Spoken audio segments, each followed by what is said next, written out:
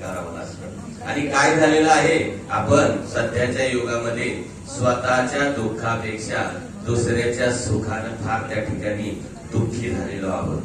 तुमच्याकडे छोटीशी जर गाडी असेल ना, त्याच्यामध्ये तुम्हाला सुख समाधान मिळणार नाही, परंतु गाडगेनं जर गाडी घेतली की तुम्हाला त्रास होणार. दोन मित्र होते, खूप जिवलग मित्र होते.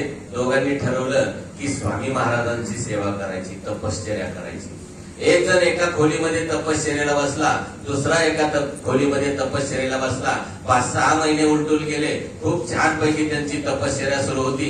पहिल्या खोलीमध्ये त्या ठिकाणी जो व्यक्ती बसलेला होता, मुलगा, त्यानं त्या ठिकाणी तपश्चर्या सुरू केल्यानंतर एक 4-2 महिन्यामध्ये महाराज त्याच्या तपश्चर्येवरती खुश झाले. महाराज म्हटले, बाळा डोळे उघड, मी तुझ्या तपश्चर्येवरती साधनेवरती संतुष्ट आहे, तुला काय मागायचं वरदान ते माग. माणसाची प्रवृत्ती सांगतोय. मग त्यानं विचारलं, महाराज पलीकडं धाडगे सुद्धा बसलेले आहेत. ते म्हटले, हा तू मागितलं की मी त्यांना द्यायला जाणार. हा म्हटला, देवा स्वामी महाराज त्यांना काय देणार? ते म्हटलं, महाराज म्हटले, तू एक गोष्ट मागितली की मी त्याला 2 देणार. तू एक BMW कार मागितली, त्याला मी 2 देणार. तू 10 एकर जमीन मागितली, मी त्याला 20 एकर देणार. तू 10 तोळे सोनं मागितलं, मी त्याला 20 तोळे देणार. हा म्हटला, महाराज नक्की त्याला डबल देणार ना? महाराज म्हटले, अजिबात शंका नाही, डबल देणार. हा म्हटला, महाराज माझा उजवा डोळा निकामी करा, म्हणजे त्याचे बरोबर दोन्ही निघून जाते. ही आपली सध्याची प्रवृत्ती आहे. आपल्याला काय मिळालंय याच्यापेक्षा दुसऱ्याच्या ताटामध्ये काय आहे हे पाहण्याची आपली प्रवृत्ती ज्या वेळेला बंद होईल, त्यावेळेला खऱ्या अर्थानं तुम्ही स्वामी सेवेकरी ही उपाधी लावण्यासाठी योग्य होता. परंतु आज परिस्थिती तशी राहिलेली नाही. स्वामी सेवा असो किंवा आध्यात्मिक सेवा असो, याला आचरण आणि अंतकरण फार शुद्ध लागतं. साधू संतांनी कुठलेही स्तोत्र मंत्र जप केलेला नाही, साधू संतांनी कुठलंही गुरुचरित्र पठन केलं नाही, साधू संतांनी कुठले होम हवनही केलं नाही, तरी सदैव वैकुंठामध्ये तुकाराम महाराज गेले, ते आज तागायत कुणी गेलं नाही आणि इथूनही भविष्यात पुढे कुणी जाईल याची शंका नाही. इतकी मोठी ताकद नामस्मरणामध्ये आहे. परंतु आपलं नामस्मरण काय असतं, ठराविक वेळेपुरतं असतं. आपल्याला देवच अजून पाहायचा आहे कसं शिकलो नाही. सकाळी स्नान सगळेजण गरम पाण्याने करतात, बरोबर. थंडीचे दिवस आहेत, आपले साहेब लोक तर म्हणतात अजून थोडस तापू दे, अजून थोडस तापू दे. सगळ्या ताईसाहेबी त्या ठिकाणी गरम पाण्यानं स्नान करतात. ताईसाहेब असो, दादासाहेब असो, सगळं काही स्नान वगैरे आवरलं की तांब्याच्या तांब्यामध्ये नळाचं गार पाणी घेतात आणि देवपूजेला बसतात. का हो? तुम्हाला थंडी वाजते, देवाला नाही थंडी वाजत का?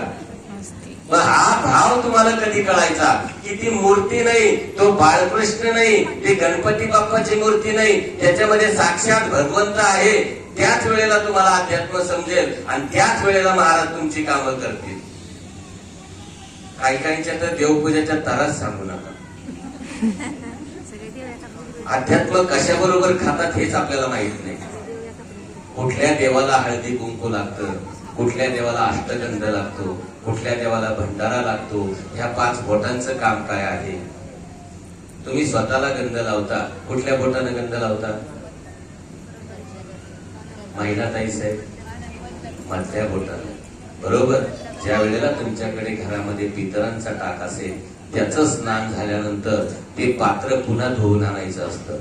परंतु आमच्या ताईसाहेब काय करतात, पितरांनी आंघोळ केली ना, त्याच पाण्यामध्ये बाकीच्या देवांना लगेच पोहायला सोडून देतात.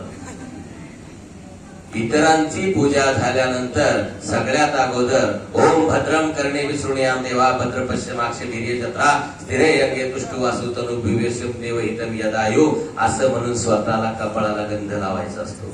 महिलांनी हळदी कुंकू लावायचं असतं. ताईसाहेब मला सांगा हो, अगोदर हळदी लावायची का कुंकू लावायचं? कुठं लावायची? कपाळाच्या इथं का लावतात? नाही, आज्ञाचक्र असतं.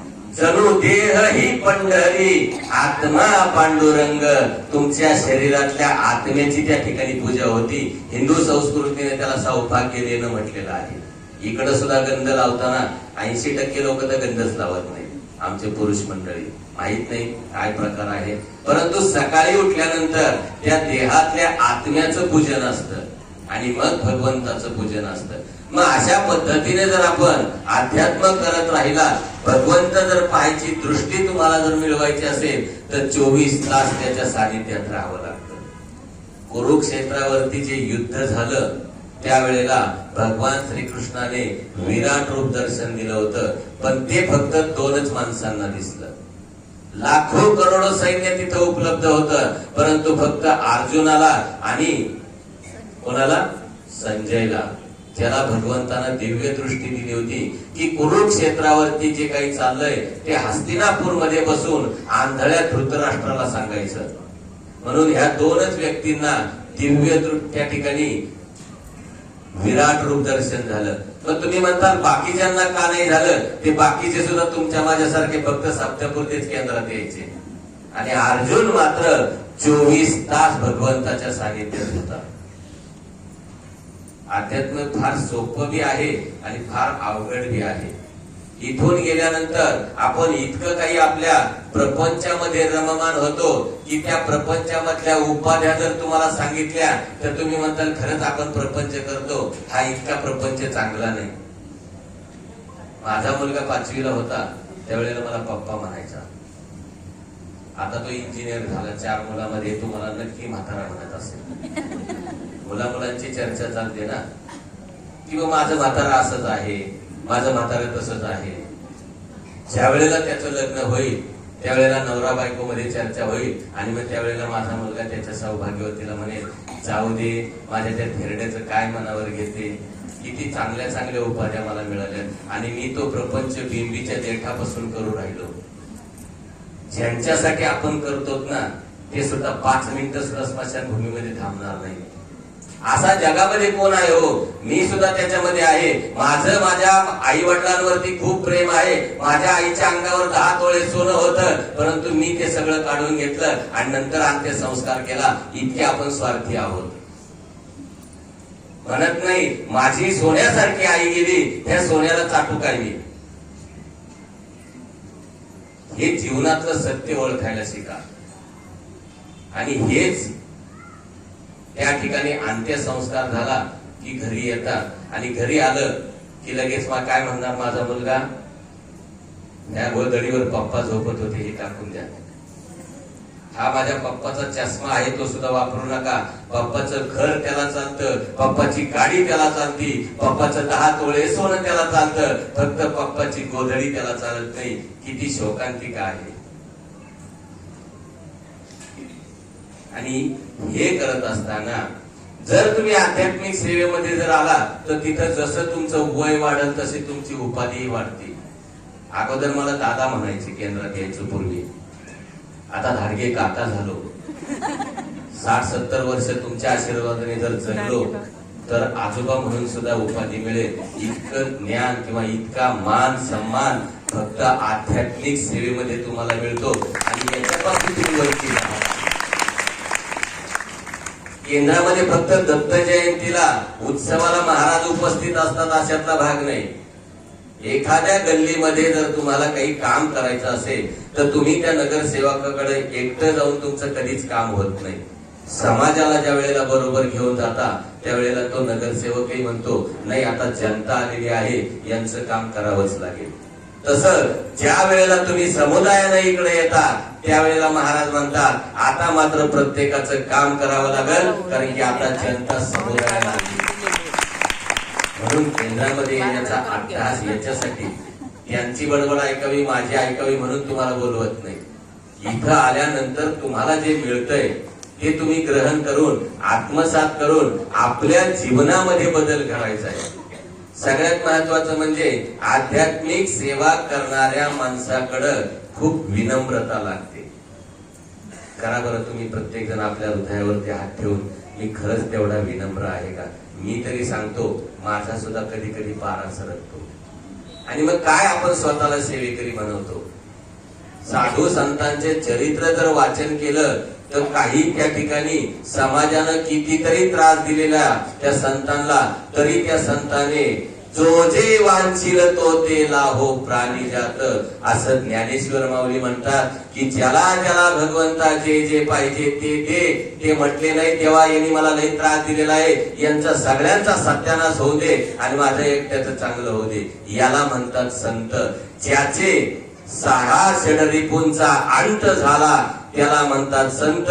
ज्यानं 6 षडरिपू स्वतःपासून धुवून टाकले त्याला म्हणतात साधू. आणि जो त्रिकाळ भगवंत स्वामी महाराजांची सेवा करतो त्याला म्हणतात सेवेकरी.